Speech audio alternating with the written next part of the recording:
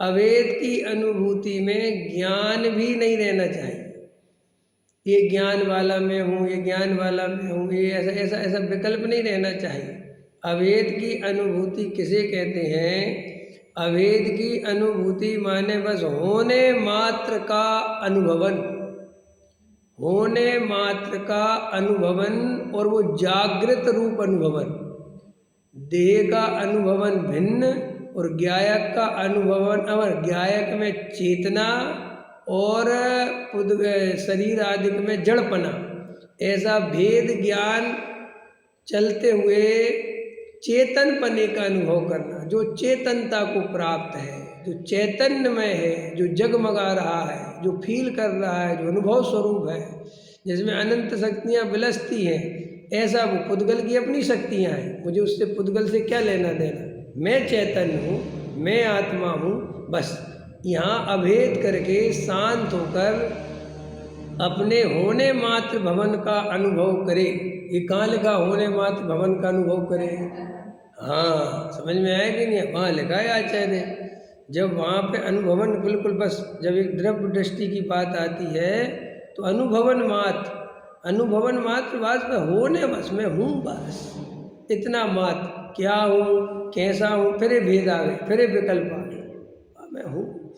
मैं हूँ अपने में स्वयं हूँ।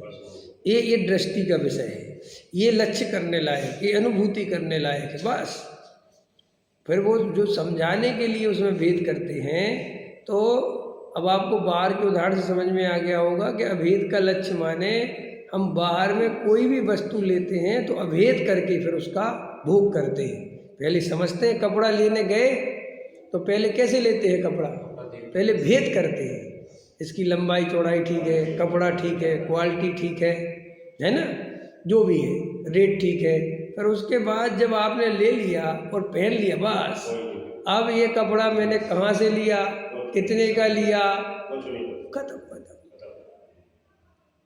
समझ में आया? एक कुर्ता मैंने पहन रखा है, अगर मैं इसमें जो बिंदी हैं इनको भी देखूं तो कुर्ते का मज़ा नहीं आएगा। मुझे पूरा अभेद अखंड कुर्ता देखना, बस तो मज़ा आएगा।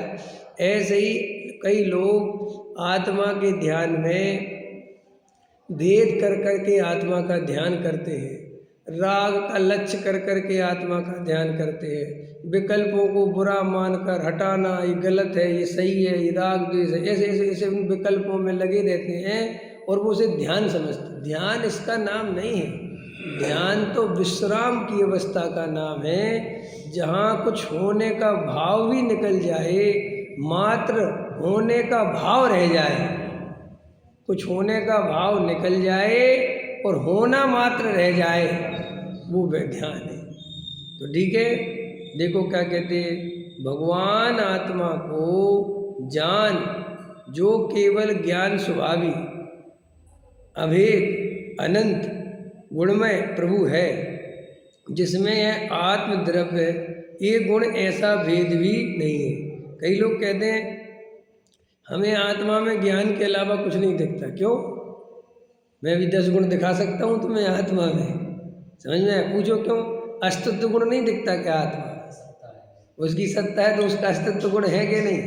समझ में आया कि नहीं आया? और वो वेदन कर रहा है, समझ में आया? उसको सामान्य दर्शन भी होता है, समझ में आया? सुख को सुख भी आता है, ये फील करे सब एक गुण है तो और कहाँ से जाएगा? अगर उसमें ज्ञान गुण अकेला ही होता तो वो सुख दुख का वेदन कैसे करता? भाई वो वेदन करता ना कि सुख आ गया, मजा आ गया, तो उसमें सुख नाम का गुण है ना। मैंने वो ऐसे उसके ऐसा नहीं है कि ज्ञान प्रसिद्ध है। समझ में आया? ज्ञान लक्षण आत्मा का प्रसिद्ध है, लेकिन आत्मा में प्रमेयत्व नाम का गुण है, प्रतिशत्व नाम का गुण है। ऐसे सामान्य 6 गुणों की सत्ता दिखाई देती है। आत्मा बिखर कर अलग अलग नहीं होता, ये उसका एक गुण नहीं है क्या है? समझ में आया कि नहीं आया? उसमें स्थान, क्षेत्र, प्रतिशतपना है ना भाई, कहीं ना कहीं उसका स्थान है। तो ऐसे उस आत्मा के अनुभवन मात्र को ही अभेद अखंड के लक्ष्य से जो जीव अनुभूति करता है वो सम्यक दृष्टि हो जाता है।